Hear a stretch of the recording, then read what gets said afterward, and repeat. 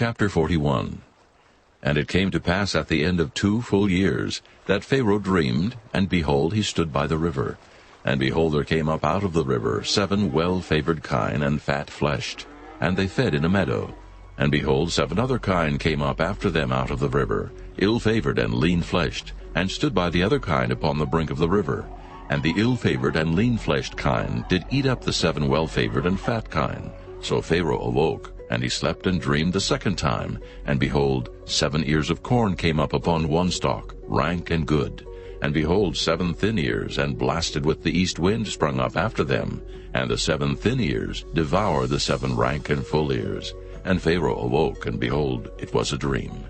And it came to pass in the morning that his spirit was troubled, and he sent and called for all the magicians of Egypt, and all the wise men thereof. And Pharaoh told them his dream, but there was none that could interpret them unto Pharaoh.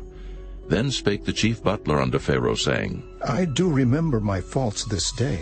Pharaoh was wroth with his servants, and put me in ward in the captain of the guard's house, both me and the chief baker. And we dreamed a dream in one night, I and he. We dreamed each man according to the interpretation of his dream. And there was there with us a young man, an Hebrew, servant to the captain of the guard. And we told him, and he interpreted to us our dreams. To each man according to his dream he did interpret. And it came to pass, as he interpreted to us, so it was. Me he restored unto mine office, and him he hanged. Then Pharaoh sent and called Joseph, and they brought him hastily out of the dungeon. And he shaved himself, and changed his raiment, and came in unto Pharaoh. And Pharaoh said unto Joseph, I have dreamed a dream, and there is none that can interpret it. And I have heard say of thee, that thou canst understand a dream to interpret it. And Joseph answered Pharaoh, saying, It is not in me. God shall give Pharaoh an answer of peace. And Pharaoh said unto Joseph, In my dream, behold, I stood upon the bank of the river. And behold, there came up out of the river 7 kine, fat-fleshed and well-favored, and they fed in a meadow. And behold, 7 other kine came up after them, poor and very ill-favored and lean-fleshed, such as I never saw in all the land of Egypt for badness. And the lean and the ill-favored kine did eat up the first 7 fat kine. And when they had eaten them up, it could not be known that they had eaten them, but they were still ill-favored as at the beginning. So I awoke, and I saw in my dream, and behold, 7 ears came up in one stalk, full and good. And behold, 7 ears withered, thin, and blasted with the east wind sprung up after them. And the thin ears devoured the 7 good ears, and I told this unto the magicians, but there was none that could declare it to me. And Joseph said unto Pharaoh, The dream of Pharaoh is one. God hath showed Pharaoh what he is about to do. The 7 good kine are 7 years, and the 7 good ears are 7 years. The dream is one. And the 7 thin and ill-favored kine that came up after them are 7 years. And the 7 empty ears blasted with the east wind shall be 7 years of famine. This is the thing which I have spoken unto Pharaoh. What God is about to do he showeth unto Pharaoh. Behold, there come 7 years of great plenty throughout all the land of Egypt. And there shall arise after them 7 years of famine. And all the plenty shall be forgotten in the land of Egypt. And the famine shall consume the land. And the plenty shall not be known in the land by reason of that famine following. For it shall be very grievous.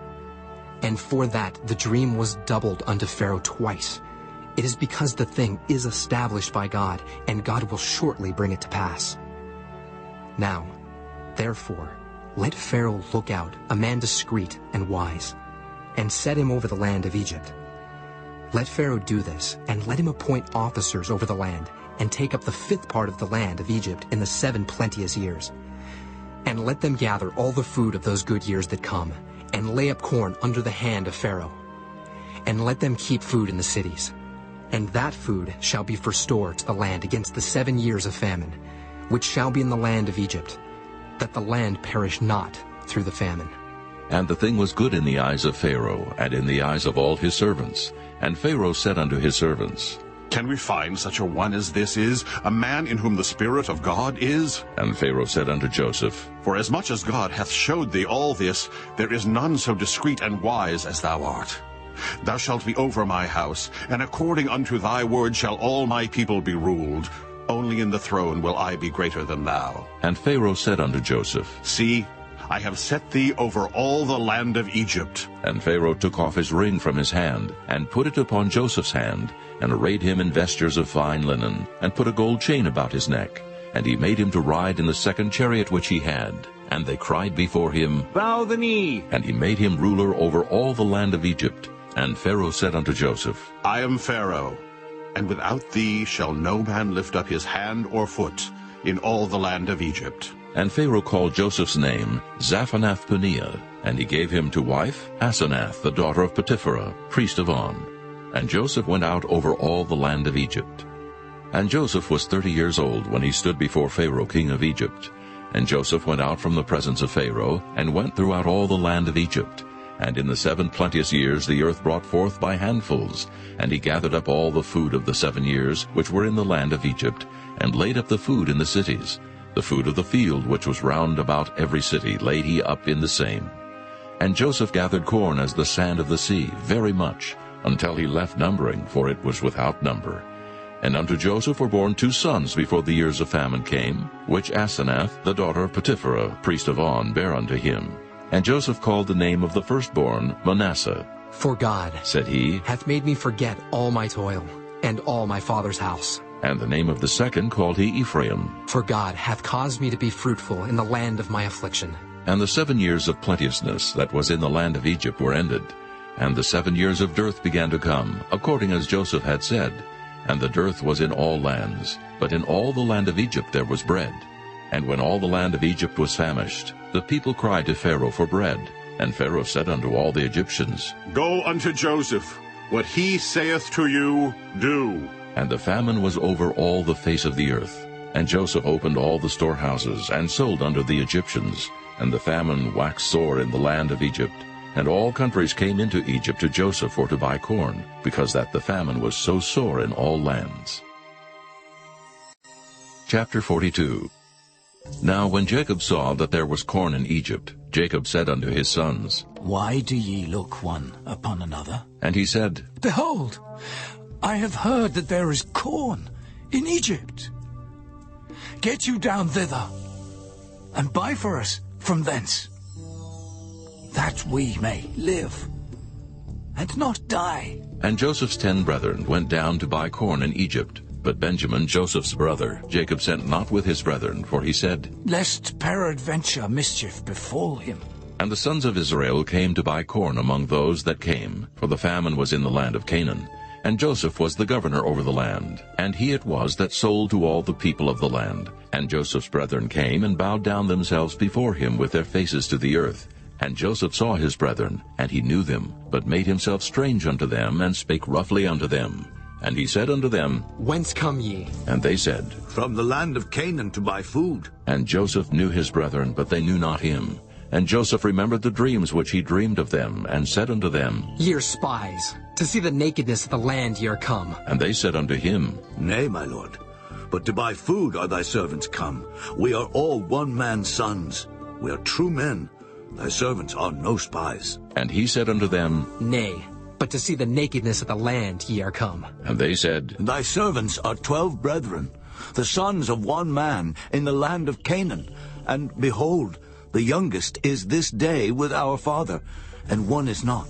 And Joseph said unto them, That is it that I spake unto you, saying, Ye are spies. Hereby ye shall be proved. By the life of Pharaoh ye shall not go forth hence, except your youngest brother come hither. Send one of you, and let him fetch your brother. And ye shall be kept in prison, that your words may be proved, whether there be any truth in you. Or else, by the life of Pharaoh, surely ye are spies. And he put them all together into ward 3 days. And Joseph said unto them the 3rd day, This do and live, for I fear God. If ye be true men, let one of your brethren be bound in the house of your prison. Go ye, carry corn for the famine of your houses. But bring your youngest brother unto me. So shall your words be verified, and ye shall not die. And they did so.